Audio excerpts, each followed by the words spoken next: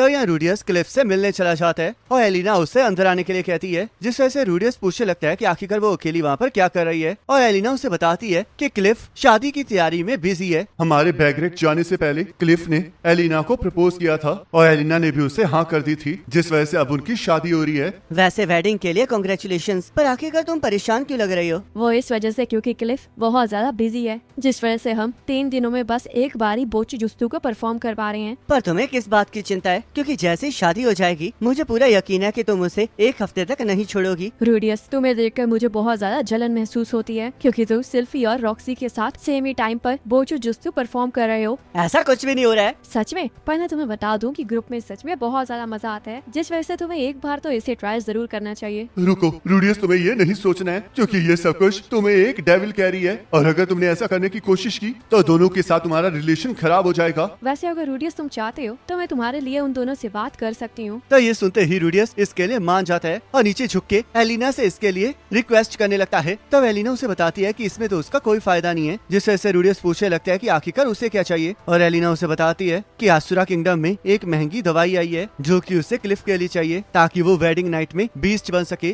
तो रूडियस उस दवाई को लाने के लिए मान जाता है, जिससे कि एलिना बहुत ज्यादा खुश हो जाती है। और हम देखते हैं वो दिन आ जाता है जिस दिन क्लिफ और एलिना की शादी होने वाली होती है। तब चर्च में फादर क्लिफ को एलिना को नेकलेस पहनाने के लिए कहता है और एलिना को क्लिफ को किस करने के लिए कहता है, जिस वजह से उनकी मैरिज कंप्लीट हो जाती है और फादर उन्हें ब्लेसिंग दे देते हैं। तो रूडियस और उसकी फैमिली शादी से वापस जा रहे होते हैं और आयशा और नॉन को शादी देखकर बहुत ज्यादा मजा आया होता है, जिस वजह से सिल्फी भी अपने मैरिज की बात करने लगती है और रॉक्सी रूडियस को अपनी तरफ खींचने लगती है, जिस वजह से रूडियस उससे पूछने लगता है कि क्या उसे भी वैसी वेडिंग चाहिए, पर रॉक्सी उसके लिए मना कर देती है। रॉक्सी और मैंने वेडिंग सेरेमनी नहीं की थी क्योंकि उसके क्लैन में ऐसा कोई भी रिचुअल नहीं था, पर मुझे लग रहा है कि आज की शादी देख के ये भी ऐसी सेरेमनी करना चाहती है। तो रॉक्सी रूडियस को सेरेमनी के लिए मना करने लगती है और सिर्फ उसे किस करने के लिए कहती है, जिस वजह से रूडियस रॉक्सी के सिर के ऊपर किस करता है और सिल्फी भी उसे उसके सिर के ऊपर किस करने के लिए कहती है। तो नॉन रूडियस को पब्लिक में ये सब कुछ करने से मना करती है और रूडियस नॉन के सिर के ऊपर भी किस करने लगता है, पर नॉन इसके लिए मना कर देती है और उसे शेमलेस कहने लगती है। तब आयशा भी अपनी बारी का इंतजार कर रही होती है, जिस वजह से रूडियस उसे अपने पास बुला लेता है और आयशा रूडियस के गले लग जाती है। तो लिलिया आयशा को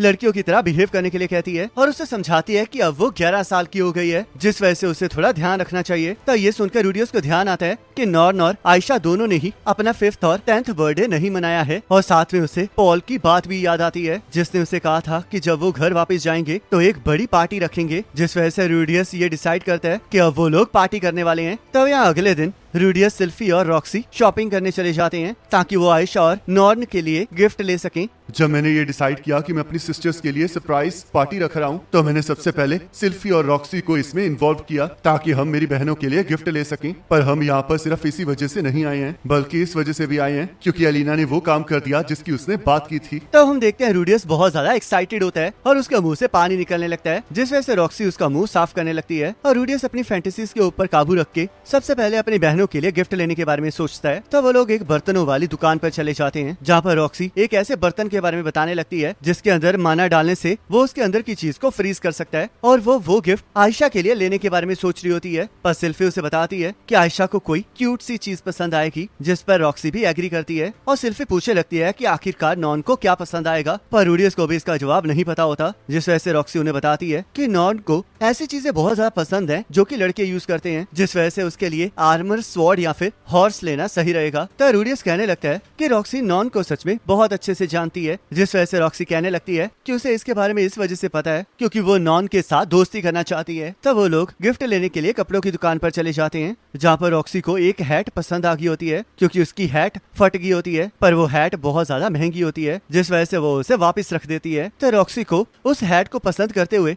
रूडियस और सिल्फी देख लेते हैं, जिस वजह से वो रॉक्सी के लिए उसे लेने का डिसाइड करते हैं। तब उन्हें शॉपिंग करते हुए रात हो गई होती है और रूडियस उन्हें बताता है कि उसने डिनर की रिजर्वेशन पहले कर ली है, जिस वजह से वो उन्हें एक होटल में ले जाता है। रुको जरा, ये तो वही होटल है ना जिसके बारे में ग्रैंड माँ एलिना ने मुझे बताया था, और उन्होंने मुझसे कहा था कि अगर रूडी कभी भी मुझसे नाराज हो जाए तो मैं उसे मनाने यहाँ पर ला सकती हूँ। तो रॉक्सी भी इस बात पर एग्री करती है क्योंकि एलिना ने उसे भी यही कहा होता है और उसे ये भी बताया होता है कि रूडियस उन दोनों को उस होटल में लेकर जरूर जाएगा, जिस वजह से उन दोनों को ही समझ में आ जाता है कि रूडियस के इरादे क्या हैं और इसी वजह से रॉक्सी रूडियस को ठरकी कहने लगती है। पर आज रूडियस को इससे कोई फर्क नहीं पड़ रहा होता, क्योंकि आज वो किसी भी हालत में अपनी फैंटेसी को पूरा करना चाह रहा होता है। तो सिल्फी कहने लगती है कि अगर वो लोग रात को वहाँ पर रुकेंगे तो लूसी का क्या होगा, पर रूडियस ने पहले ही इसका इंतजाम कर दिया होता है, जिस वजह से आज के लिए लिलिया लूसी का ध्यान रखने वाली होती है, जिसे सुनकर सिल्फी को थोड़ा अच्छा लगता है। मुझे लगा ही था कि सिल्फी को ये आइडिया अच्छा नहीं लगेगा कि हम दोनों ही लूसी को अकेला छोड़ देंगे, और मुझे भी पता है कि ये सही डिसीजन नहीं है, पर फिर भी आज मैं अपने मन की करने वाला हूँ,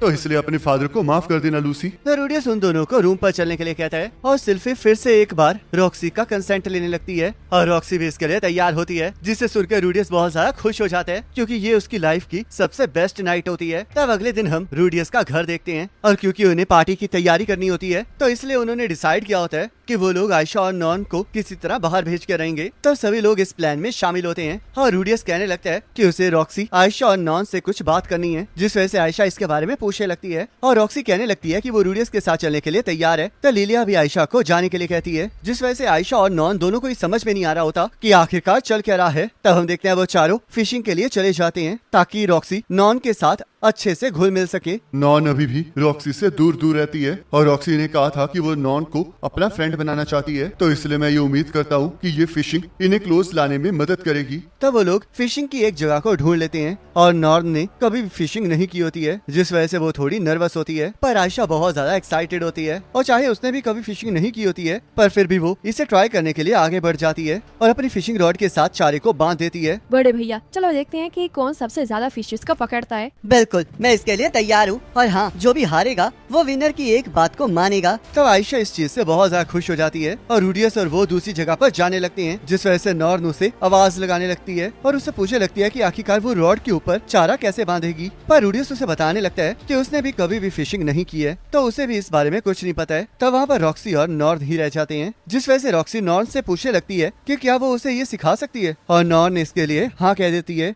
जिस वजह से रॉक्सी उसे चारा बांधना सिखा देती है और उसे ट्राई करके फिश को पकड़ने के लिए कहती है। तो नॉर्न पहली ट्राई में ही रॉक्सी की सिखाई हुई चीज कर लेती है और हम देखते हैं रॉक्सी ने एक फिश को पकड़ भी लिया होता है, जिस वजह से नॉर्न भी कहने लगती है कि उसे भी जल्द से जल्द फिश पकड़नी है। तो रॉक्सी उसे बताती है कि जब वो अकेले ट्रेवल किया करती थी तो वो इसी तरह अपने खाने को पकड़ा करती थी, जिस वजह से उसे इस चीज की बहुत ज्यादा प्रैक्टिस है। और नॉर्न भी उसे बताती है कि जब वो रिजिड के साथ ट्रेवल कर रहे थे तो वो भी उनके लिए फिशेस पकड़ा करता था, पर वो पानी में भाला मारता था और 3 फिशेस को पकड़ लेता था। तो नॉर्न के कांटे में भी एक फिश फंस जाती है, जिस वजह से नॉर्न उसे खींचने लगती है, पर उस फिश की फोर्स ज्यादा होती है, जिस वजह से नॉर्न नदी में गिरने लगती है, पर रॉक्सी उसे पकड़ लेती है और जोर लगा के खींचने के लिए कहती है, जिस वजह से हम देखते हैं नॉर्न अपनी पहली फिश पकड़ने में कामयाब हो जाती है और इससे बहुत ज्यादा खुश होती है। तब उन दोनों को साथ देख के रूडियस भी बहुत ज्यादा खुश हो जाता है और उसे लगने लगता है कि इस तरह रॉक्सी और नॉर्न बहुत जल्दी दोस्त बन जाएंगे। तब यहाँ आयशा ने 3 फिशेस को पकड़ लिया होता है, पर बेचारे रूडियस के हाथ एक भी फिश नहीं लगी होती है। लगता है बड़े भाई आपका दिन आज अच्छा नहीं जा रहा है, क्या कुछ प्रॉब्लम आ गई है? अब तो लगता है मुझे सोचना ही पड़ेगा कि मैं आपसे विश क्या मांगूंगी। वैसे मैं सोच रही हूँ कि मैं पूरी रात आपको हग करके सोऊंगी और आपके कान में अपनी तारीफें करती रहूंगी। वैसे मुझे इससे कोई प्रॉब्लम तो नहीं है, पर मुझे यहाँ पर अपने बड़े भाई होने की इज्जत बचानी है, जिस वजह से मैं इतनी आसानी से हार नहीं मान सकता।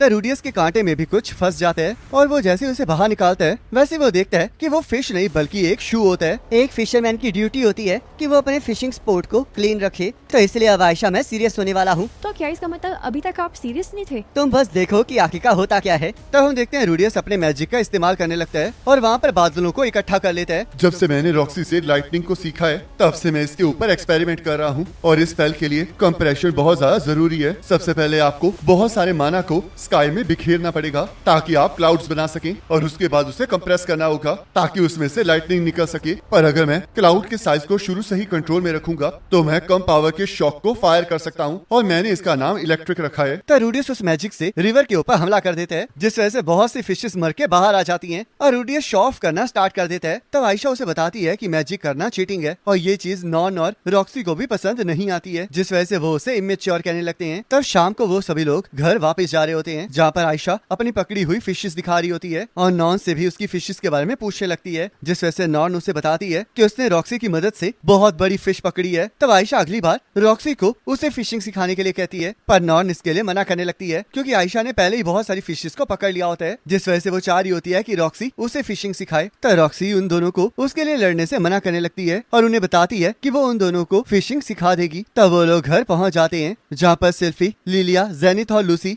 उनका स्वागत करते हैं और नॉन और आयशा को हैप्पी बर्थडे कहने लगते हैं। तो नॉन और आयशा कहने लगती हैं कि वो लोग तो 11 साल की हो गई हैं, तो आखिरकार वहाँ पर बर्थडे पार्टी क्यों मनाई जा रही है। जिस वजह से सिल्फी उन्हें समझाती है कि उन्होंने 10 साल की होने पर पार्टी नहीं की है, तो इसलिए रूडियस चाहता था कि उन्हें पार्टी दी जाए। तो वो दोनों पार्टी की तैयारियां देखकर बहुत खुश हो जाती हैं और रूडियस स्पीच देने लगता है। फिटुआ के मास टेलीपोर्टेशन को 7 साल हो चुके हैं और इतने टाइम के बाद भी हमारी फैमिली दोबारा से इकट्ठी हो गई है। मुझे पता है कि डैड चले गए हैं और हमें यह भी नहीं पता है कि मॉम कब ठीक होंगी, पर फिर भी डैड ये कभी नहीं चाहेंगे कि हम हमेशा इसी तरह उदास रहें। तो इसलिए मुझे लगता है कि हमें स्माइल करनी चाहिए। जब मैं डैड से बैगरेट में मिला था तब मैंने उनसे वादा किया था कि जब हम घर वापस आएंगे तब एक बड़ी पार्टी करेंगे, तो इसलिए आज मैं उसी वादे को पूरा कर रहा हूँ। तो चलो फिर खुशी से इस पार्टी को मनाते हैं। तब सभी लोग खुशी खुशी खाने को खा लेते हैं और उसके बाद सिल्फी और रॉक्सी आयशा और नॉन को उनका गिफ्ट दे देती हैं, जिससे कि नॉन बहुत खुश हो जाती है और आयशा लिलिया को देखने लगती है। तो लिलिया आयशा को उस गिफ्ट को एक्सेप्ट करने के लिए कहती है और आयशा और नॉन खुश होकर अपने अपने गिफ्ट को अनरैप कर लेती हैं,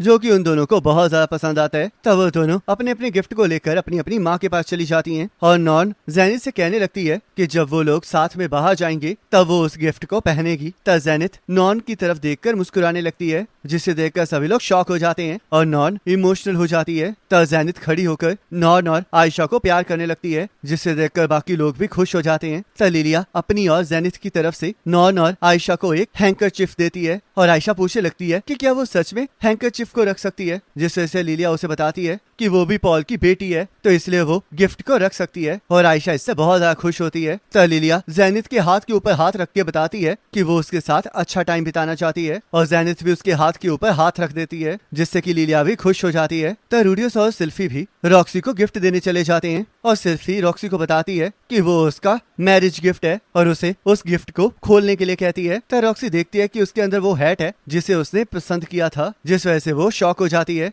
याद है रॉक्सी कि मैंने तुमसे कहा था कि मैं बहुत ज्यादा लकी हूँ, तो वो मैंने इस वजह से कहा था क्योंकि अगर मैं रूडी से ना मिली होती तो मुझे नहीं लगता कि मैं यहाँ पर जिंदा खड़ी होती। तुम कुछ ज्यादा ही बड़ा चढ़ाकर बता रही हो। ऐसा नहीं है, क्योंकि रूडी के साथ मिलके मेरी जिंदगी सच में बदल गई है और मैं इस बात से बहुत ज्यादा खुश हूँ कि जिस पर्सन ने रूडी की जिंदगी को बदला है वो भी उससे प्यार करती है और वो तुम हो रॉक्सी। तो इसलिए मैं उम्मीद करती हूँ रॉक्सी कि हम भी जेनिथ और लिलिया की तरह साथ मिलकर खुश रहेंगे। तो रॉक्सी ये सुन के इमोशनल हो जाती है और सिल्फी को थैंक यू कहने लगती है। हम लोग एक बहुत बड़ी हैप्पी फैमिली हैं और मुझे पूरा यकीन है कि पोल भी हमारे लिए यही चाहता था। तो रूडियस अपनी फैमिली को हंसते खेलते हुए देखने लगता है और उसे वो पल याद आ जाता है जब उसकी फैमिली ने साथ मिलके रूडियस का 5th बर्थडे मनाया था और रूडियस पोल से कहने लगता है कि जब आयशा और नॉन 15 साल की होंगी तब वो ऐसी ही एक बड़ी पार्टी फिर से करेंगे। और इसी के साथ ये एपिसोड खत्म हो जाता है। अब नेक्स्ट एपिसोड का लिंक आपकी स्क्रीन पर आ रहा होगा, उस पर क्लिक करके अगले एपिसोड को देख सकते हो।